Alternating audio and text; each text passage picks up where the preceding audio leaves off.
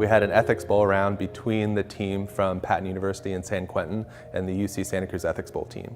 Ethics Bowl is modeled on a sort of collaborative discussion about a difficult issue with the goal of trying to get somewhere in the discussion, not to beat down your opponent, but to understand the other side, right? To respectfully engage over difficult issues.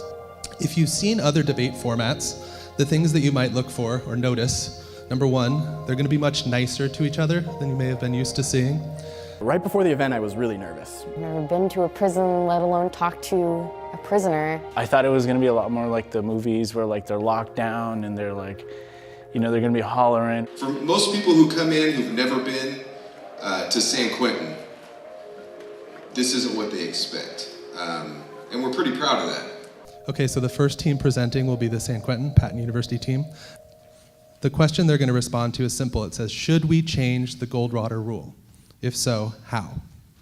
So this position is controversial because the American Psychiatric Association's Code of Professional Conduct forbids psychiatrists from publicly commenting on the mental health of living public figures without first personally examining them. This rule is informally known as the Goldwater Rule, after the man who led to its creation. Our position is that the Goldwater Rule should not change, but this should not preclude Congress from implementing additional legislation to put checks on the president. We don't want to politicize a medical profession like psychiatry. We don't want to break the bonds of trust that exist between a doctor and doctors and their patient. Politicizing this would have serious consequences. People would be less likely to seek help. People wouldn't know whether or not to trust their doctors. Removing the Goldwater Rule would further politicize a medical profession. And frankly, it would cheapen it to have psychiatrists just giving out armchair diagnosis at will. Okay, that's 1 minute. So the team from Santa Cruz has 5 minutes to offer a commentary on the presentation. They were very prepared for the Goldwater case.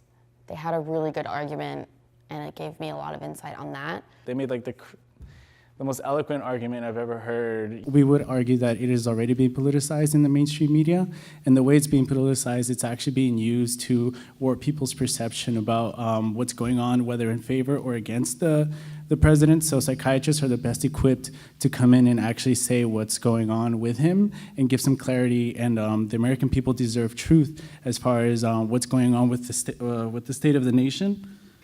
While personal psychiatrists should keep the confidentiality of Donald Trump, this institution served for the public interest by not invading Trump's privacy, but focusing on the president's health, which is a public national interest. Goldwater should be applied to everyone because I think it's necessary to uphold this rule. But there could be an exception for Donald Trump because he is an exceptional person. He wields such exceptional power. We should treat him exceptionally. Yeah. Even the psychiatrist who wrote the narcissistic personality disorder for the DSM stated that Donald Trump doesn't meet the criteria because he doesn't suffer from any kind of negative consequences of it. Let's call him or anyone who runs for public office, let's call them on their conduct and hold them responsible, because at the end of the day, if we start calling it mental illness, we are excusing his behavior. We are excusing everything he's done because now it can be said, well, he was mentally ill. He didn't know what he was doing. So I'm going to give the judges a minute to discuss among themselves. What you've seen so far is often what you see in other debate formats, the back and forth.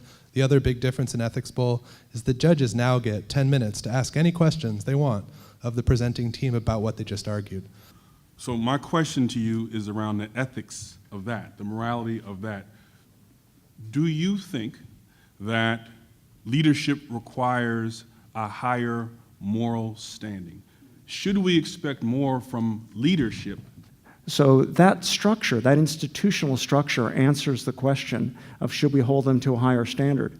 We should hold them to the standard that that structure mandates, which is we get a vote every 4 years, and each individual can choose whether to hold them to a different standard by either voting for them or voting against them.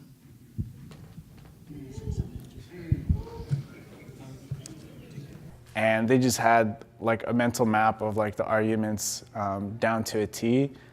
You had to be straight with them, and you couldn't go back on anything you said.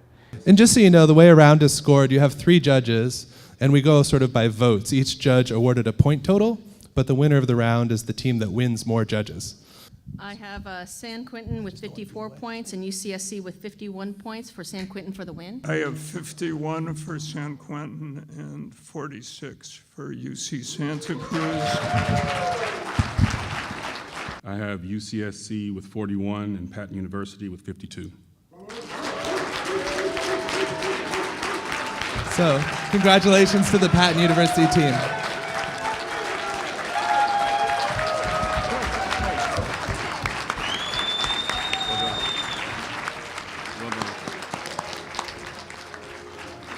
I remember looking out into the crowds and seeing the inmates and how attentive they were, and then seeing all the volunteers, and just thinking like, wow, this is a big deal. You know, it's easy for me to think of this as an extracurricular activity, but it's a lot more, it means a lot more than that to a lot of people.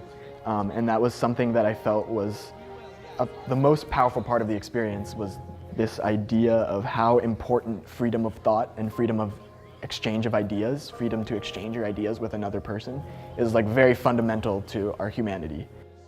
My favorite thing about it was having a conversation where we really listen to what the inmates think about public issues, right? We're not asking them about prison, we're asking them about ethical issues we're all grappling with. I just remember like going around and shaking everyone's hands and thanking them for letting us have this opportunity, because it really was a once-in-a-lifetime opportunity.